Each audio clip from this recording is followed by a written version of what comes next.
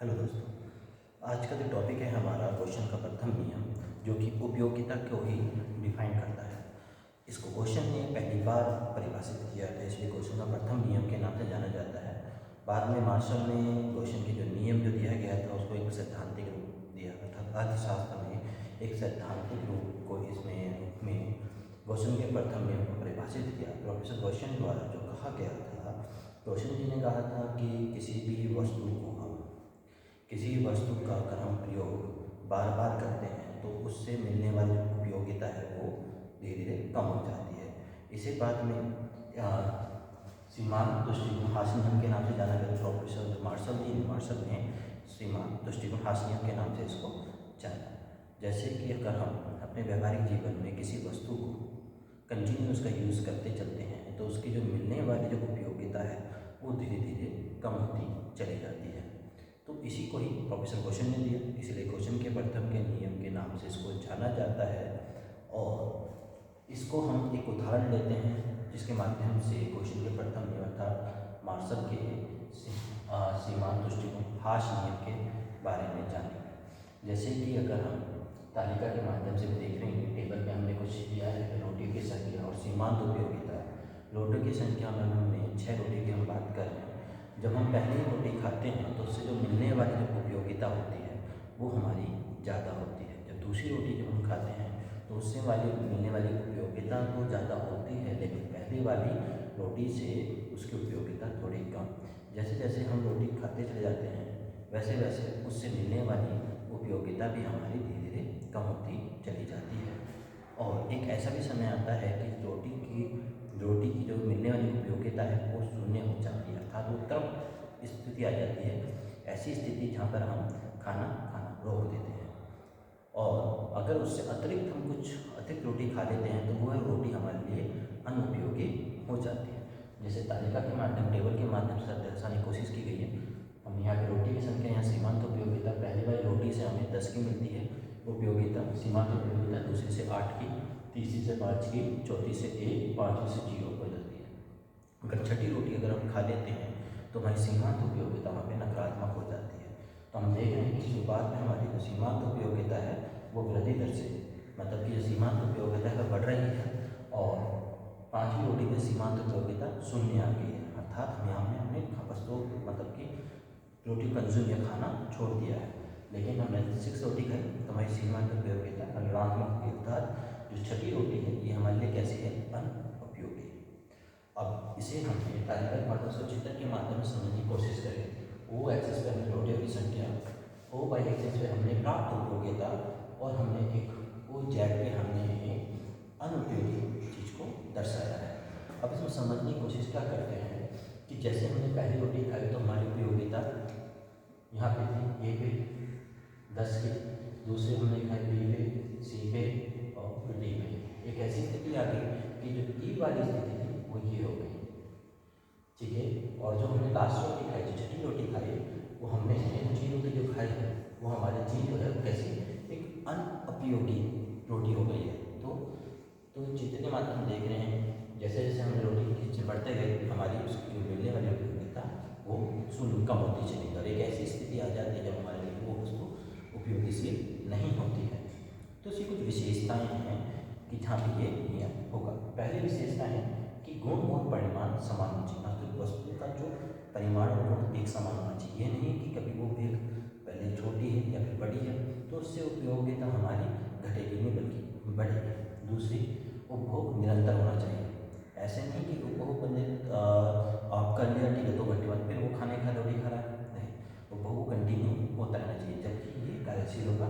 तीसरा, मानसिक स्थिति, जैसे कि आज होता है कि हम एक भांग वगैरह मतलब खा लेता है और उसके बाद वो रोटी खाता है तो उसको पता नहीं होता कितनी रोटी खा जाता है। तो ऐसी सिचुएशंस में हमारा सीमांत उपयोगिता नियम या सीमांत दृष्टिकोण हास नियम लागू नहीं होता है। तीसरा, आकार एक समान होना चाहिए और जो लास्ट पूर्ण स्थानापन्न नहीं होना चाहिए, मतलब कि यही एक कम्युनिटी को आप अलग अलग चीज़ों में यूज़ कर सकते हो, ठीक है। तो ये कुछ विशेषताएं हैं जहाँ पर हमारा सीमांत उपयोगिता का नियम सीमांत उपयोगिता हासमान नियम लागू होता है। लेकिन इसमें कुछ ऐसे अपवाद भी हैं जहाँ पर उस चीज़ें कंटिन्यू कंज्यूम करने से भी उसकी उपयोगिता घटती नहीं बढ़ती है। ऐसे अपवाद, पहला अपवाद दुर्लभ वस्तुएं, ऐसी वस्तुएं जो दुर्लभ है, जिनको मिलना बड़ा कठिन हो जाता है, तो ऐसी वस्तुओं पर उनकी जो मैं कहूँ उनकी उपयोगिता बल्कि घटती नहीं बल्कि बढ़ती है। जैसे कि डायमंड एक दुर्लभ वस्तु है, दुर्लभ कम्युनिटी है। अगर वो मुझे मिल जाए तो मेरी इच्छा होगी और आ जाए। दूसरा, शराबी व्यक्ति मतलब ड्रंकर, क्योंकि ड्रंकर को हम ड्रिंक दें, थोड़ा देंगे कि और दें, थोड़े देंगे और दें, तो हम उसकी उपयोगिता गिरेगी नहीं बल्कि बढ़ेगी। लेकिन एक सीमा के बाद मानते हैं वो एक सीमा के बाद वो पीना रोक देगा, लेकिन वो कब, जब उसको खुद नहीं पता होगा, क्योंकि उसके साथ उसकी मानसिक स्थिति पर कोई भी स्थिर नहीं होता। इसलिए तीसरी चीज़ फैशन ट्रेंड। फैशन एक ऐसी चीज़ है जहाँ पर ये नियम कार्यशील नहीं हो पाता, क्योंकि अगर फैशन में कोई परिवर्तन आ जाता है तो बंदा अनदर कम्युनिटी पे शिफ्ट हो जाता है। तो ये भी एक वजह से यहाँ पे लागू नहीं हो पाता। धन अर्थात मनी, आप भी जानते हैं जितना पैसा है उतना कम, तो 100 में 100 आए, लाख आए, जैसे जैसे पैसा आता है वैसे वैसे उसको मुझे मेरी उपयोगिता बढ़ती रहेगी। लेकिन हाँ, एक गलत बात है, उसकी जो सीमांत उपयोगिता है वो कम हो जाती है, हम ज़्यादा खर्च करना लगते हैं, लेकिन धन पे नियम लागू नहीं होता है। तो क्या युद्धकालीन स्थिति में भी सम सीमांत जो हमारा सीमांत हासना नियम है वहाँ पे लागू नहीं होता है। युद्धकालीन स्थिति या कुछ ऐसी सिचुएशन जहाँ पे वो वस्तु की उपयोगिता को ना ध्यान रख के उसकी आवश्यकता को ध्यान रखा जाता है। तो ऐसी सिचुएशन में क्वेश्चन का जो प्रथम नियम है अर्थात मार्शल ने नाम दिया सीमांत दृष्टिकोण हास नियम लागू नहीं होता है।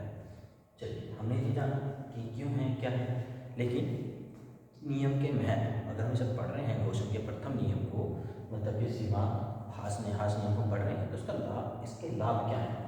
सबसे पहले मांग के नियम का आधार होता है। क्यों होता है?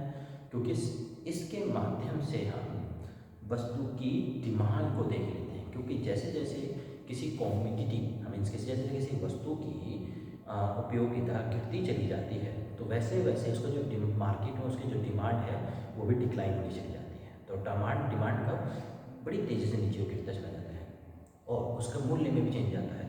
ठीक है। दूसरी, वो बचत, उपभोक्ता की बचत होती है। भाई जब मुझे पता है कि इस चीज़ से जो मेरी छठी रोटी मेरे लिए अनुपयोगी है, तो मैं छठी रोटी खाऊंगा नहीं, अर्थात अगर मैं खरीदूंगा भी नहीं तो छठी रोटी का पैसा बचा। या मैं ऐसी कॉमोडिटी मैं चौथी रोटी पे रुक जाऊँगा, तीसरी पे रुक जाऊँगा, ऐसी रोटी या ऐसी चीज़ कंज्यूम करूँगा जिससे मेरी एकदम ही उपयोगिता पूरी हो जाए। तीसरी, कर निर्धारण, टैक्स को निर्धारण करें। भारतीय सरकार इस पॉलिसी को यूज़ करती है। अगर हमारी जो टैक्स प्रोग्रेसिव होता है, जैसे जैसे आय बढ़ती जाती है वैसे वैसे टैक्स की दर भी बढ़ती चली जाती है, जैसे आय गिरती जाती है वैसे वैसे टैक्स की दर गिरती चली जाती है, तो वहाँ पर भी ये नियम लागू होता है। तो भारतीय सरकारें इस नियम के माध्यम से भी अपनी आय और व्यय का पूरा का भी ध्यान रखती हैं। तो हमें एक माध्यम में भारतीय अर्थव्यवस्था में क्वेश्चन के प्रथम नियम को यूज़ किया गया है। और क्वेश्चन के जो प्रथम नियम की अगर हम बात करें, जैसे चित्र को हम देख रहे हैं, मैं थोड़ा सा इसको डिफाइन कोशिश करूँ। ओ एक्सिस पे हमने रोटी की संख्या, ओ वाई पे हमने प्राप्त उपयोगिता, ओ जेड पे हमने प्राप्त अनुपयोगिता। ऐसी अनुपयोगिता हो जहाँ पे हमारी जाके संतुष्टि स्थिर हो जाती है। और जैसे हम बात करें कि हमने ग्राफ में देखा 5वीं रोटी पर हमारे लिए कैसी उपयोगिता होगी? शून्य होगी। शून्य का मतलब ये वाली स्थिति, ई पॉइंट, ऐसी स्थिति जहाँ पे हम अब वो हमारे लिए उपयोगी, मतलब अब हमारा उससे जो कार्य था या आवश्यकता थी पूर्ण हो गई है। लेकिन उसके बाद में अगर हम उसको कंज्यूम करते हैं तो हमारे लिए अनुपयोगी साबित हो जाती है। तो ये था क्वेश्चन का प्रथम नियम। और इसी में ही क्वेश्चन ने दूसरा नियम भी दिया है, जैसे मैं बार बार मेरे से रिपीट होगा, समसीमांत उपयोगिता का समसीमांत